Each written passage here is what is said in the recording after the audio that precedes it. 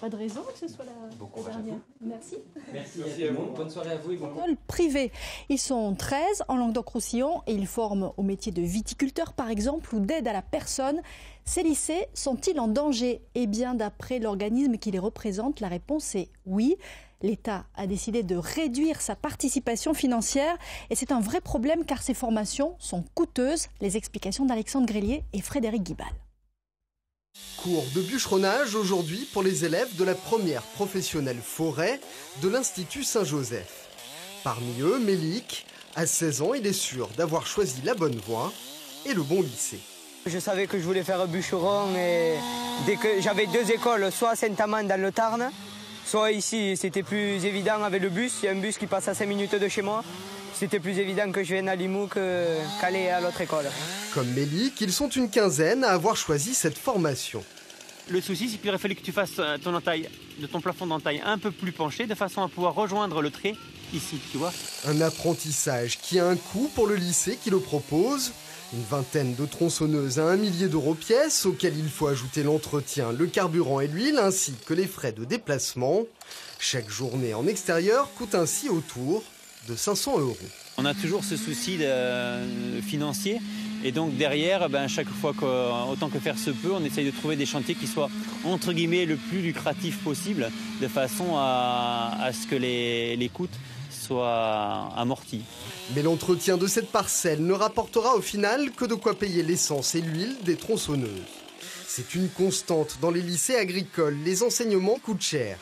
Car les cours nécessitent de forts taux d'encadrement pour les travaux pratiques, un enseignant pour ses élèves, et réclame de gros investissements en matériel, comme dans ce laboratoire. Alors tu changes ton calibre et tu remesures la Vichy Célestin. Le financement de ces lycées par l'État est recalculé tous les 5 ans. Jusqu'en 2022, les établissements agricoles privés ne devraient ainsi percevoir que 64% des subventions que reçoivent leurs homologues du public. Et ce n'est pas leur efficacité qui est en cause. En sortie de formation, plus de 8 élèves sur 10 trouvent directement un emploi. Toutes les industries ont besoin de personnes qui ont leurs compétences. On le voit actuellement avec l'actualité, qu'il faut qu'il y ait des contrôles sur tous les produits, sur les contrôles d'ambiance. Voilà, on a bien vu les histoires de salmonelle dans l'actualité et il faut des gens pour contrôler les produits. Mais cette baisse des subventions publiques inquiète aujourd'hui les lycées privés qui craignent de ne plus pouvoir investir ou de devoir pratiquer une sélection par l'argent.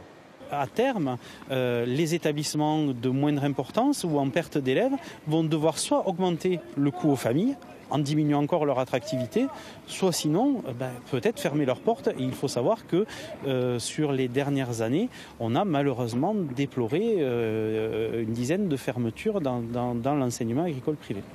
Des établissements qui accueillent plus de 50 000 élèves chaque année, soit la moitié des lycéens agricoles de France. Alors quel avenir pour ces lycées? Les parents vont-ils devoir payer plus cher? Toutes ces questions, on va les poser à Pierre Collin. Bonsoir. Vous êtes viticulteur, responsable de la formation à la Chambre d'agriculture de l'Hérault et administrateur pour plusieurs lycées privés et publics, je le précise. Il y a 7 lycées publics en Languedoc-Roussillon, 13 qui sont privés. C'est 2 fois plus. Pourquoi autant de structures? Alors en fin de compte, il y a une logique territoriale, c'est-à-dire qu'en fin de compte, les établissements se positionnent là où il y a souvent un bassin d'emploi qui le demande, et ça permet aussi de se mettre au cœur de la ruralité. Voilà, donc en fin de compte, le maillage, il est fait en fonction des compétences à trouver, à chercher, donc à former, et aussi des bassins d'emploi. Voilà. Donc ils font un peu du sur-mesure en fonction du territoire dans lequel ils sont installés. En quoi sont-ils différents ou complémentaires, ces lycées? Alors en fin de compte, c'est l'école de la République. Que ce soit privé ou public, les référentiels sont les mêmes. Les établissements, les enseignants sont eux financés par la partie publique. La problématique, en fin de compte, c'est juste c'est un écart qui se creuse entre le financement du public et du privé. Voilà. Mais sinon, il n'y a pas de différence. Nous, professionnels agricoles, lorsqu'on doit donner des orientations, on ne fait pas en fonction du public et du privé. On fait en fonction des qualifications, des formations, des diplômes et des bassins d'emploi. C'est ça, tout est traité avec la même équité. Et c'est cette même équité qu'on recherche à avoir aussi dans le mode de financement. Sinon... Oui, mais ça s'appelle quand même privé. Donc à partir du moment où c'est privé, il faut forcément que les parents investissent, donnent de l'argent. Tout à fait. Ça, c'est les règles de base, on va dire. Le problème qu'il y a, c'est que depuis quelques années, l'écart se creuse dans le financement. La formation pour un élève, quand on prend toutes les charges de structure autour d'un établissement, coûte 12 000 € dans le public et autour de 7 000 € dans le privé. Donc en fait, c'est une charge qui est plus faible pour l'État, certes. Donc il y a une part de financement privé, donc des familles. Le problème qu'il y a, c'est que maintenant l'écart se creuse de plus en plus parce que le coût a augmenté et il n'y a pas eu de réalignement sur la base de financement de ce que coûte un élève.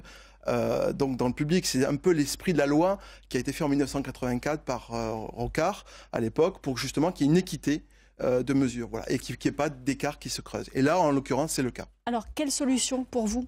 Alors, on demande à ce que les pouvoirs publics, donc nos ministres tutelles, le ministre de l'Agriculture et aussi le ministre des Finances, Bruno Le Maire, qui est quand même aussi un ancien ministre de l'Agriculture, qui connaît quand même, je pense, ces dossiers, doit se rappeler quand même de ce que représente l'enseignement agricole, qui puisse faire un rééquilibrage tout à fait, tout mettre sur la table et qu'on fasse un rééquilibrage du coût de fonctionnement.